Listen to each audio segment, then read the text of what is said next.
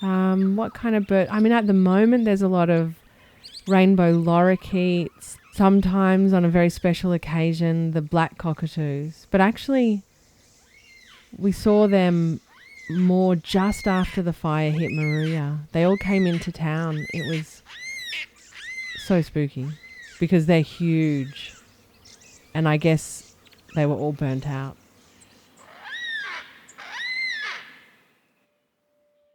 My name's Ansara and I live in Moruya, which is a pretty small town on the far south coast of the east coast of Australia. So many of the bushfires we've had in Australia, the catastrophic bushfires, have been one day. This just went on and on and on. Alice, it's Robin.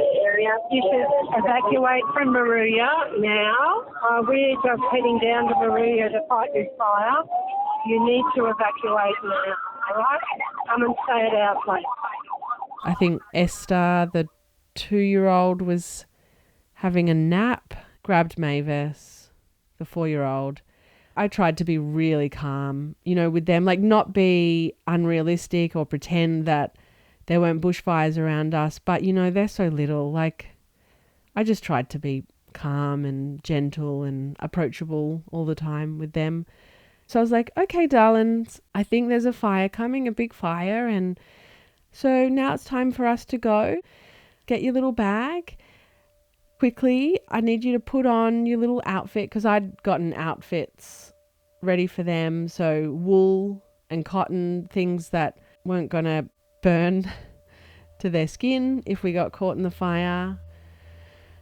Put on your little fire outfits and let's hop in the car and go somewhere else. Like the whole sky was this Armageddon orange. Everything was orange. Everything was covered in smoke. So it was a very kind of end of the world feeling. For the first time, I saw the forests that had been burnt. We just drove for kilometres and kilometres through burnt bush, and it was like it had snowed. Everything was white with ash. It was beautiful.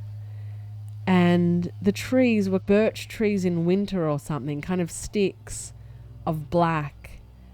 And we just went past property after property that was burnt.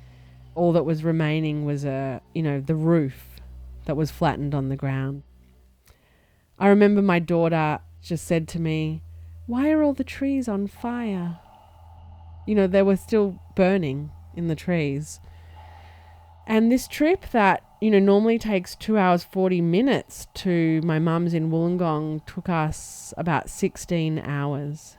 Parts of the Princess Highway were literally burning and we couldn't get through and we'd have to wait. And the amazing people who were clearing the roads were just working as hard as they could to get everybody out.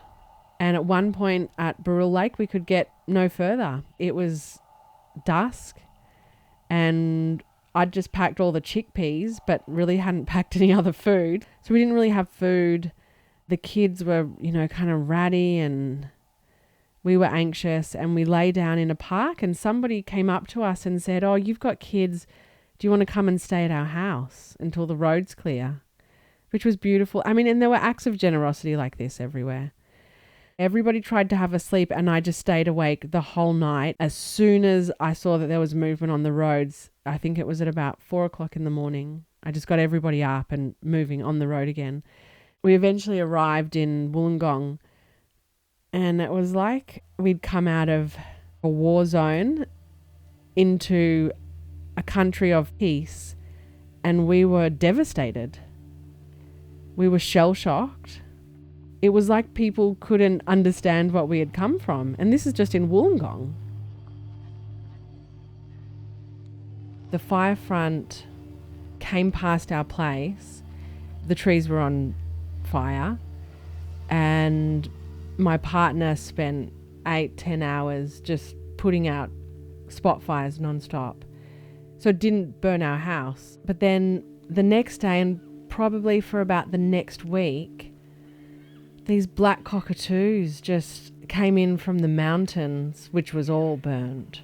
The trees at our boundary fence, they were just tearing big strips of the burnt tree off, and it would have still been hot. Yeah, I'm sorry to say I don't know what they were doing, but I remember the sound of them. Oh, I feel really emotional, sorry.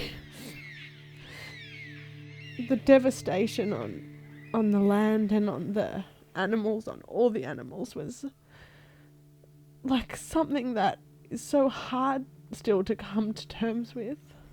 And seeing all of those black cockatoos in a place where you would not normally see them, doing I don't know what, trying to find food or just survive, was so hard. And I think because everybody was just trying to survive themselves, I felt this real sense of impotence, and like I personally had let down, wildlife, and that, we as a species of humans have let down all the other species in such a horrific way. I think that's why I felt so sad.